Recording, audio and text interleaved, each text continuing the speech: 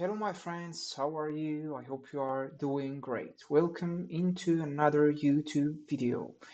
So, my friend, as usual, I'm going to start my video by sharing with my teacher what I have understood from my today's reading session. So, let's do that. Hello, teacher. How are you? I Hey there, hope you Ismail. are doing great. So, teacher, I have just finished with my reading session, and I would like to share with you some of the things that I have extracted, some of the nuggets of wisdom that I have extracted from this book. And as you know, teacher, this is the first time I read the book Essentialism, so it is highly fair that I still don't have a good understanding of the concept that is involved in this book, or the concept that is included on this book. So, teacher, I would like from you to tell me either I have used here the expression highly fair to mean that it is normal and not that it is normal and logical that I still don't have a good understanding of the book because teacher, through my humble experience of reading book, I have came to understand that if you really want to have or to digest the concept of a book thoroughly and deeply, you are required to go through the book at least more than two times. Hey, Ismail. I'm doing great, thanks for asking. And that's awesome that you've been diving into essentialism. You've definitely got the right mindset because, yeah, it's pretty normal that after the first read, the concepts might still feel a bit fuzzy. Now, about that expression, highly fair isn't quite the natural way to say it. You could say something like, it's totally reasonable or it's completely normal that I don't have a full grasp yet. That just sounds a bit smoother and more idiomatic. And you've hit the nail on the head with your reading approach. Going through a book a couple of times really does help you digest those concepts more thoroughly. So you're on the right track.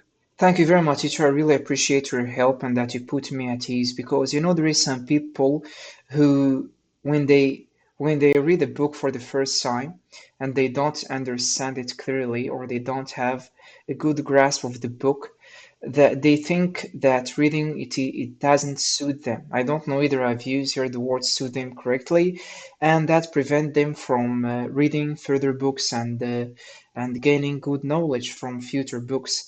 But teacher, I faced this, I experienced this sense of frustration when I first read my book Atomic Habits and I haven't understand it deeply. But I show determination, perseverance because I stick to the book until I have understand it deeply. You're very welcome, and I'm glad I could put you at ease. Honestly, you explained that perfectly. It's absolutely normal for people to sometimes feel that if they don't get a book right away, maybe it's not for them. But you absolutely used suit them correctly in that context, and it's a great way to put it. And I love that you showed that perseverance in Atomic Habits. That's exactly how you really get the most out of a book. Going through it more than once and just sticking with it until those concepts really sink in. So keep that determination going. It's definitely paying off. Thank you very much, teacher. Yeah, I'm sure that this determination it will pay off. So now, teacher, we're gonna dive into sharing with you what I have got from the book. If you are ready, and as usual, teacher, I will try. Teacher, the mistake that I have noticed that I had been making in previous conversation, me and you, is that I make my speech very prolonged and lengthy, which make them less natural and authentic. So, teacher, I will try to in this discussion, I will try to make my speeches much less like small or brief, so you can respond and correct my mistakes and make the conversation much more natural and authentic. And before you tell me what do you think about this technique, teacher, I would like from you to correct that to me for me. Absolutely, Ismail. I'm definitely ready to dive into what you've gleaned from the book. And I love that you're working on making your speech more concise. It's a great technique to sound more natural, and I'll absolutely help you refine that. So, just a quick tweak. Instead of saying prolonged and lengthy, which is a bit repetitive, you can just say a bit too long or a bit lengthy. And instead of much less small or brief, You can just say shorter or more concise. That just makes it flow a bit more smoothly. But overall, I think it's a fantastic approach. So feel free to share those nuggets of wisdom whenever you're ready, and I'll help you polish things up. Thank you very much, teacher. So now I will share with you a shorter or brief explanation of what I have got from my today's reading session. So, teacher, what I have understand from my today's reading session is the importance of having a mission statement or something like that. So, the author provide us with some mission statement of companies, and these mission statements, they were indistinguishable. I don't know, teacher, either I have used here the word indistinguishable to mean that they were very similar, or it was very hard to discern them or to distinguish between them. And teacher, like if you read this mission statement, you will feel confused because this mission statement, they mention that they are evaluating clients and stakeholders equally. And teacher, what confuse employees when they face when they face challenges, and they like try to read this mission statement to take some decisions. Usually, these mission statements are very vague or not clear because for example, teacher, I have already shared with you what happens to the company Johnson and Johnson when their product had killed some customers. So the mission statement of the company states that they are evaluating or prioritizing their customers more than the stakeholders. So, based on that mission statement, they have made a decision to remove this uh, this product from shelves of all the drug stores. Because if the mission statement of this company stated that they are evaluating both customers and stakeholders, they will feel confused and they will feel frustrated about the decision that they would make, because if they remove uh, this this product from all the shelf of the drug stores, probably, or it is sure, that stakeholders, they will feel frustrated and they will hurry to sell their shares. But as the company had a clear and tangible clear statement, they were able to make a good decision. So I would like from you, teacher, to tell me what do you think about what I have understand from this part of the book, and provide me with a thought-provoking question that it will test my understanding, and it will force me or help me to practice speaking. Absolutely, Ismail. That was a great summary, and you definitely made it more concise this time. You explained the idea really well. The term indistinguishable is actually spot on. You used it correctly to mean that the mission statements were so similar that it was hard to tell them apart. And you've captured the core lead-in really well. When a company has a clear and specific mission statement, it helps everyone make decisions without confusion. In other words, if you know exactly what you prioritize, like customers over stakeholders in a crisis, you can act more decisively. Now, for a thought-provoking question to test your understanding, imagine you were advising a new startup on writing their mission statement. What kind of specific priority would you suggest they highlight to avoid that vagueness and confusion? Feel free to answer in a few sentences, and we'll practice making it nice and natural. Okay, thank you very much, teacher, for this interesting question that can encourage me to simulate a conversation between me and the manager or CEO of a company. I will tell him that, for example, let's imagine that this company has just started. I will tell the CEO and instruct him to have a mission statement that will enable employees to make decision when a company it is teetering or it is facing some difficulties. I don't know, teacher, either I have used here the word teetering to mean like it is shaken or it is not stable. So having a clear and tangible and clear mission statement, it will help employees to make decisions and not feel confused. And also, teacher, uh, I will share with him the example that I have already provided to you of Johnson and Johnson, about how the mission statement had really enabled them to float and to make a good decision, which is to remove the product and to prioritize the well-being of their customers rather than stakeholders. You're doing great, Ismail, and that's a fantastic way to frame it. The word teetering is exactly right to describe a company that's a bit unstable or going through a rough patch. So you use that very well. I think your example to the CEO is spot on.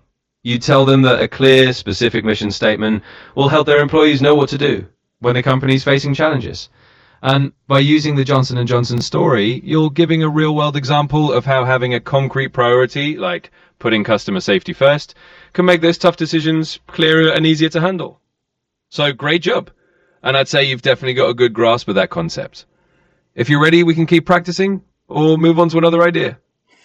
Thank you very much, teacher. I really appreciate your help. So now let's move into another idea about how we can really craft our own mission statement. Because teacher, as it is essential for a company to have its mission statement that based on it, employees can make good decisions.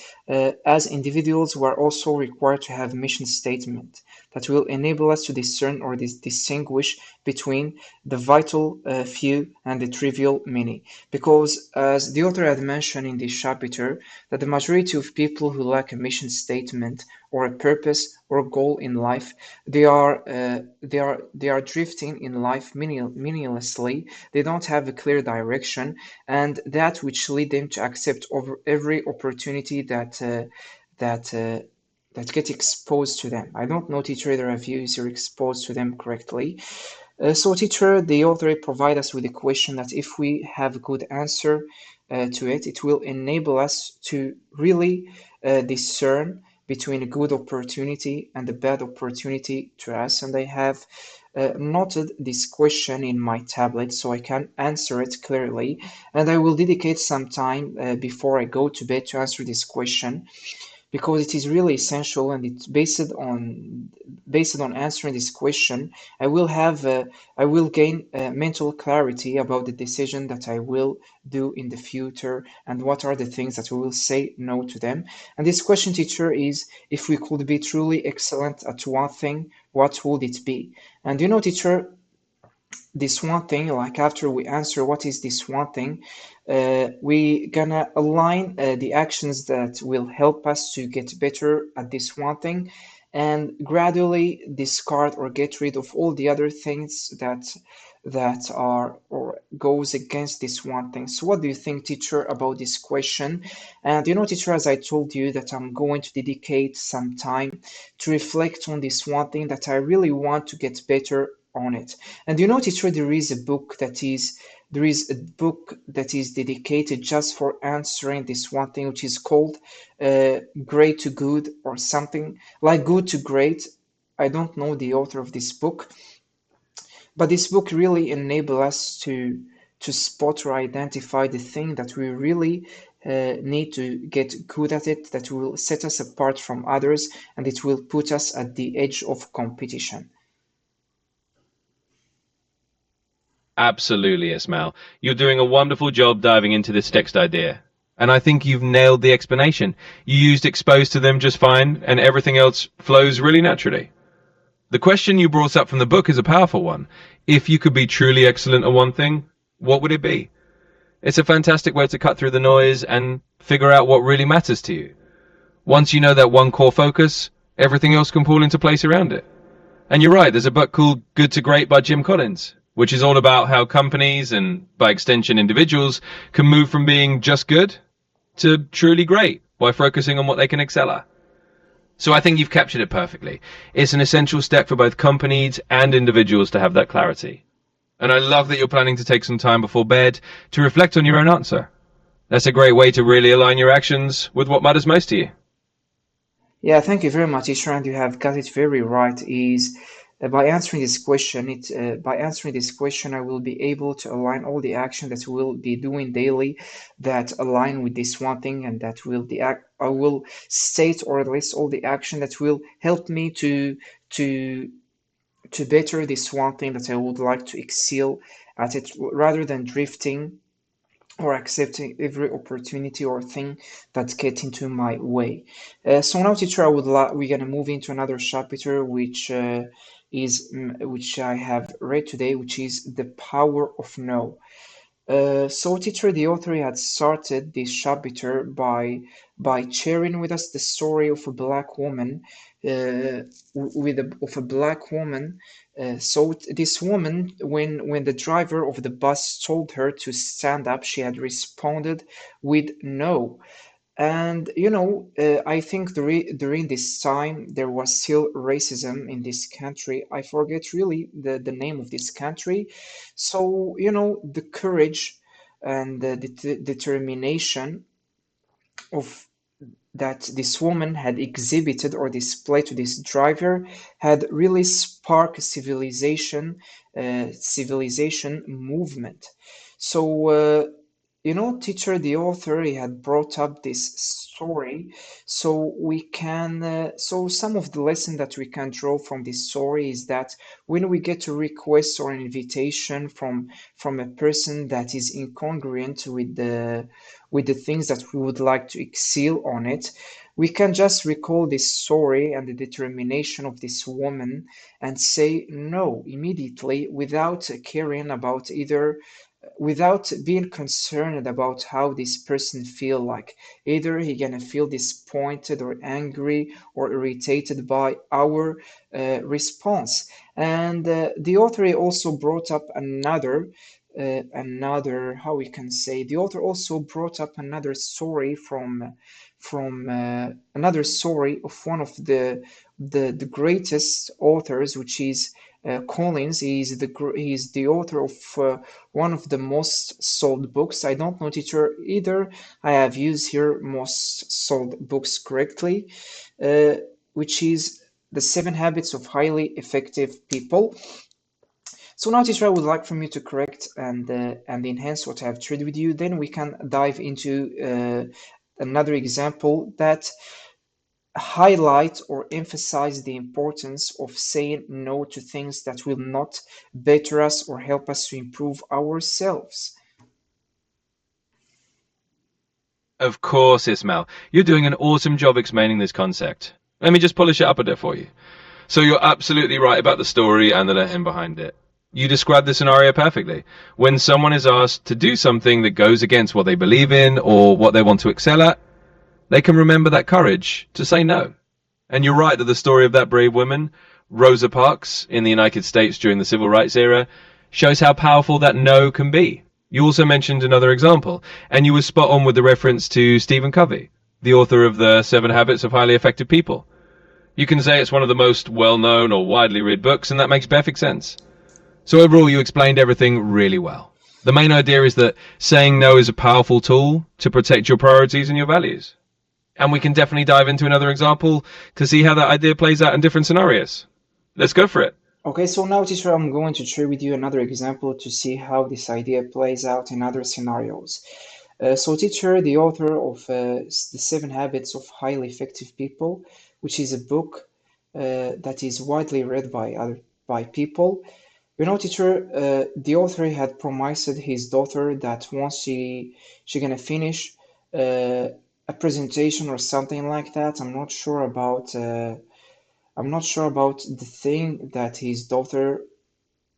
Teacher, I will try to rephrase that to make it sound much more eloquent and clearer. So the author he had promised his daughter that once she's gonna finish a presentation, he will take her into a and great very enjoyable and a great party. Not party, but he promised her that they're gonna pass a good time. They will chill out. I don't know, teacher, that I've used here the word chill out correctly. They will just pass a good time. But like one of the author he mentioned, or the daughter of the author, she mentioned that her father, he was really great at sneaking into pool after they closed them. So he told her also that they're gonna swim at night and they will pass a really great, enjoyable, and a great time. So, teacher, after the daughter she had finished, she enthusiastically waited for her father to go and pass this great time. But her father had met one of his friends. Now, teacher, we are talking about the importance of saying no to non-essential things. that will prevent us for doing essential thing. And this story, it will really help us to say no to those things. So the author teacher, while he was waiting for his daughter, he had met one of his oldest friend, and they haven't seen each other for a long time. So they hang each other and they talk to each other, and then suddenly his friend he had invited him to a dinner to eat seafood. So at first, the daughter, she was eagerly and enthusiastically waiting to pass a good time with his father. She thought at first that his father he will answer with yes to the request of his friend. But as his father, he was the author of one of the well-known or famous book about self-improvement and how to be essentialist. The father he told him that it will be really great to go and have a dinner and talk, but unfortunately he told him that he had already promised his daughter to go and have or pass a good time. So I think I can say that the author had weighed both options, like the first option, which is going and pass good and have dinner with his friend, or go and fulfill his promise to his daughter. And when he weighed these two options, he had realized that like taking his daughter to a good place and enjoying their time, it is much more greater and much more perfect. So he responded with no, and he wasn't concerned about either his friend it will be disappointed or irritated. So what do you think, teacher, about this story and how I have counted? And tell me, teacher, some of the mistake vocabulary and the grammar mistake that I have committed that I will avoid in the future. Absolutely, Ismail. You did a fantastic job recounting that story. And it's a really meaningful example. Let me just give you a little bit of polishing and point out a couple of tiny tweaks. First off, you explained it really clearly. The author, Stephen Covey, had promised his daughter some quality time together after her presentation. You use the word chill out, which is totally fine in a casual context. It's a relaxed way to say spend some easygoing time together. And you absolutely use widely read correctly for the book. The only small thing I'd tweak is just to streamline a few sentences. For example, instead of he will take her into a very enjoyable and great party, you might say he promised to spend a really fun evening with her, just to make it a bit smoother. And when you mentioned he was great at sneaking into the pool, you can just say he was great at sneaking into the pool after hours, to give it a tiny bit more clarity. Overall, you did great. The story definitely shows the power of saying no to non-essential things, even if it might disappoint someone, in order to honor a more important commitment. You explained it well, and you're definitely capturing the essence of it. Okay, so now, my friends, I have just finished sharing with my teacher what I have extracted from my today's reading session. Now we're gonna dive into reviewing some Anki flashcard to expand our vocabulary.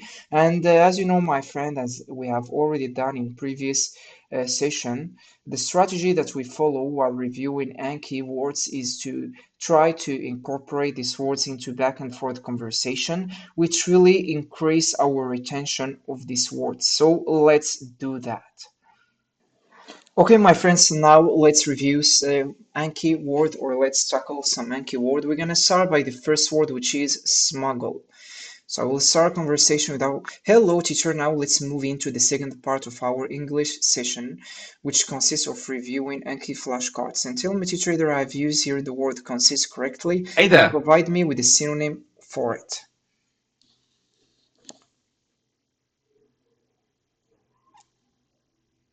Absolutely, Ismail. You use consists of perfectly. It's exactly the right phrase to say that the second part of our session includes or is made up of reviewing Anki flashcards. As for a synonym, you could also say the second part of our session involves reviewing Anki flashcards or includes reviewing Anki flashcards.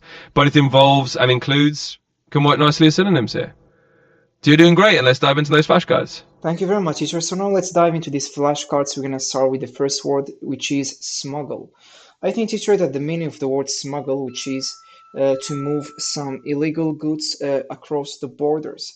For example, I can say that police officers they make sure that all the suitcase they don't involve any illegal things.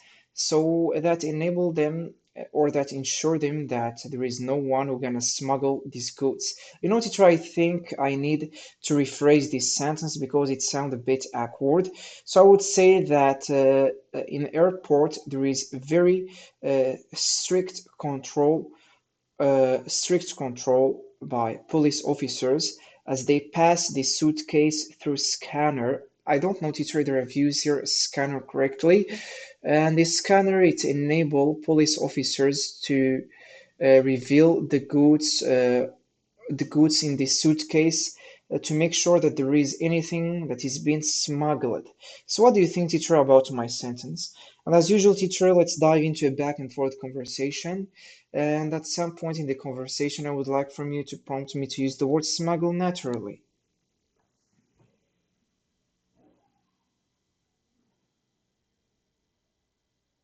Absolutely, Ismail. You're doing great. And let me just give you a little feedback on your sentence. You got the meaning of smuggle exactly right. It does mean to move illegal goods secretly, usually across borders. So a polished version of your sentence might be, in airports, police officers enforce strict security checks by scanning suitcases. This allows them to ensure that no illegal goods are being smuggled. That sounds really natural and clear. And of course, I'll be happy to jump into a back and forth conversation with you. At some point, I'll give you a little nudge to use the word smuggle naturally, and we'll go from there. Yeah, thank you very much, teacher. And the word nudge that you have used, it is really interesting. Do you mean by nudge like I will provide you with a Twitch? I don't know whether I've used your Twitch or I prompt you or encourage you at some point in the discussion to use the word smuggle. And you know, teacher, as I've already insisted in other conversation, that when I ask you about providing me with a back and forth conversation, you don't have to use the word. It is like it's me who must use the word to increase my retention of it. Like your role is just to tell me something that's gonna enable me to practice speaking and at the same time to incorporate the word smuggle into it. That really enable me to understand the use cases of the word.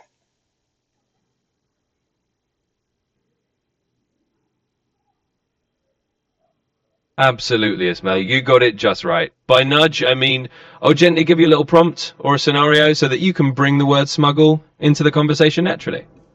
And yet, it's totally your role to actually use the word. I'm just here to set the scene for you. So let's dive into a little scenario. Imagine we're chatting about airport security and travel. And I might say something like, so Ismail, have you ever heard any interesting stories about what airport officers have to watch out for when people travel internationally? And that'll be your cue to slip smuggle in whenever you feel ready. Yeah, you know, teacher, actually, this is really a great real life scenario that's gonna, or I can say this is a really great back and forth conversation that's gonna enable me to practice the word smuggle. And I would like from you, teacher, to follow the same structure whenever I ask you about a back and forth conversation.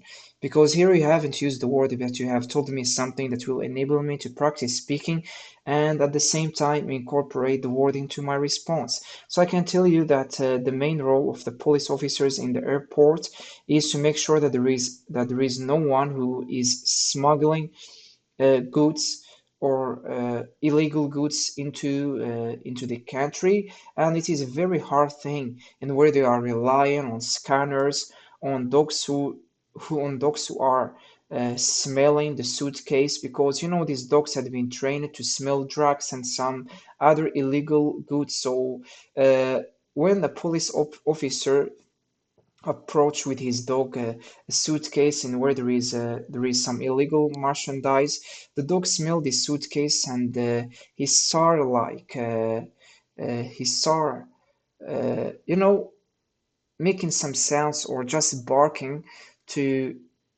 to like alert or warn the police officer that there is some illegal things that it is being smuggled to the country. So what do you think, teacher, about my use of the word smuggle?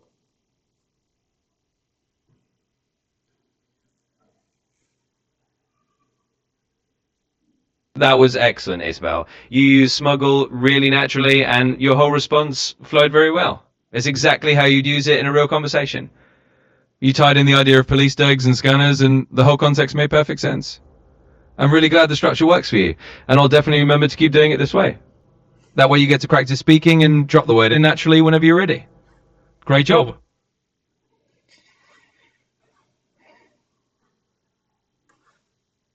Okay, my friends, now we have an image here that described of a person who is smuggling some goods. So I will share this image with my teacher so I can describe it, and it will enhance and polish my description of this image. Okay. Okay, now teacher, I'll provide you with a brief description of this image that will enable me to use the word smuggle. So there is a person. He had, I think that the police officer he had told him to open his suitcase so he can check either he's smuggling some illegal goods. And I can see that the police officer, his instincts was right. I don't know, teacher, either I've used here the word instinct correctly to mean that he knew that this person is smuggling something. And you know, these police officers, they are trained to know just through the facial expression of the passengers either they are smuggling something or not. Like if they seem afraid, or if they have the impression to be afraid or irritated or anxious, the police officer that it will be like a cue of the police officer to check his suitcase because they know that he is smuggling something. So teacher, tell me that I've used here cue correctly to mean just as something that will trigger him to check his suitcase. So what do you think, teacher, about my use of the word smuggling here in this description? And what do you think about my overall description of this image?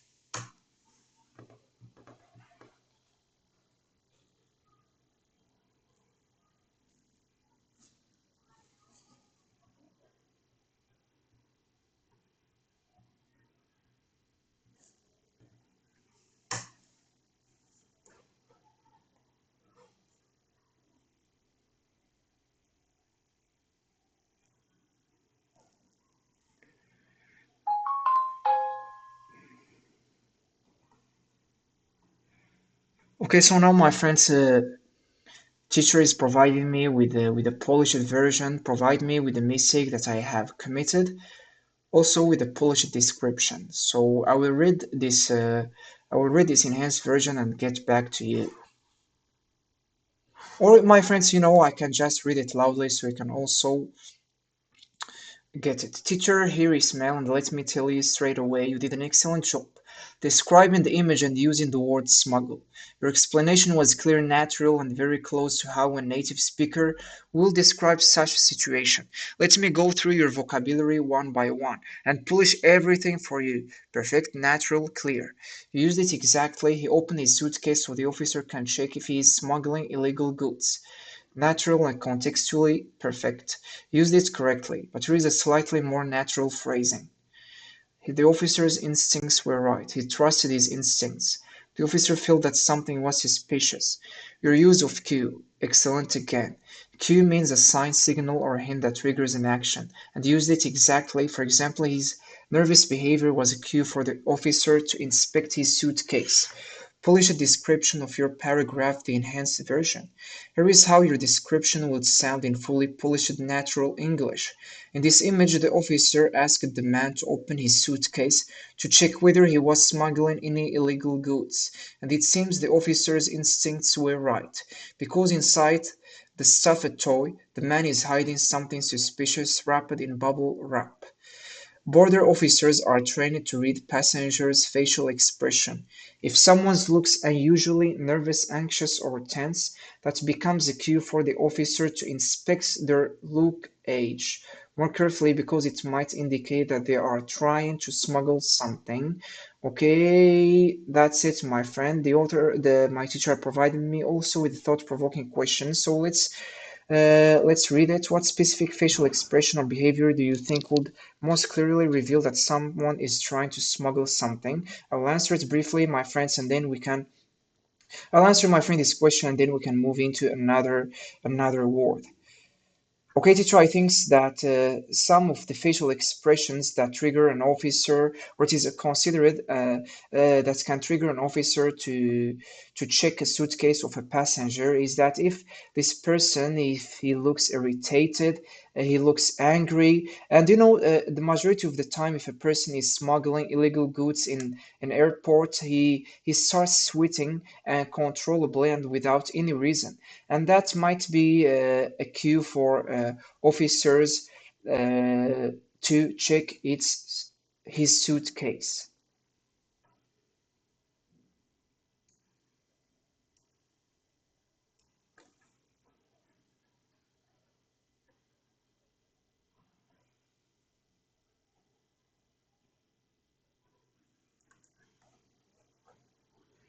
Okay, teacher Isman, this was an excellent answer. Expressed the idea clearly and naturally.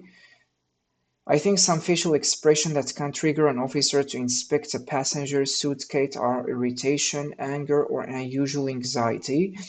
Most of the time, if someone is trying to smuggle illegal goods, they start sweating uncontrollably for no obvious reason. That alone can be a strong cue for officers to take a closer look at their luggage. It's clean, natural, and uses vocabulary very effectively, especially cue, trigger, and smuggle. Perfectly natural, really well used. Sweating uncontrollably, excellent phrasing, very natural and expressive. Thought-provoking question. So now, my friends, we're gonna move or switch the gear into a new word. The parallels. My friends, this word I truly don't have a good understanding of it, so I will start a new conversation with my teacher to review this word.